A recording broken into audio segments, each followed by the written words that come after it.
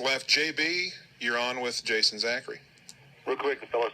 Jason, thanks for being here. Yeah, man, thanks. Jason, I was astonished to hear that Ms. Carson planned to stay in her job at the elected position of BOE if she's elected and placed in the state legislature.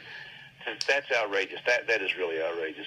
But let me ask you this. Yes, sir. Ms. Carson was a champion of what's called the side agreement on the school board, which meant she limited the First Amendment speech of other members who disagreed with her or disagreed with Mr. McIntyre. She also was a champion of the chain of command for folks to speak at public forum. You had to go through this Rube Goldberg list of people before you could stand up as a citizen and speak at school board.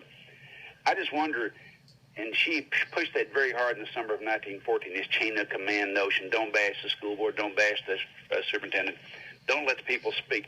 I just wonder if the mothers of those young girls who were complaining about Mr. Davenport's bad driving habits had spoken before school board at public forum, and Davenport was removed. Could we have avoided this entire disaster? And that way, I just don't like the way her mind works around public policy and arrogance and controlling people. And would you support term limits for school board members and an elected superintendent for giving people that option? Thank you. JB. Yes, sir. Thanks, JB. Davenport was the driver of that horrendous school bus crash back in December. Right.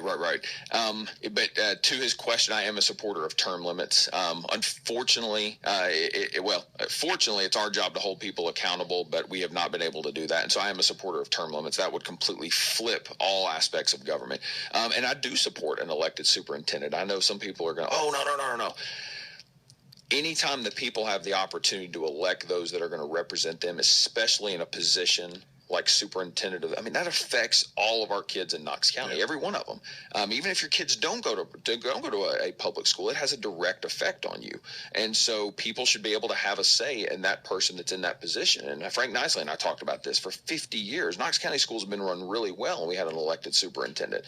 And so anytime we have the opportunity to elect those that represent us, we need to be able to do that.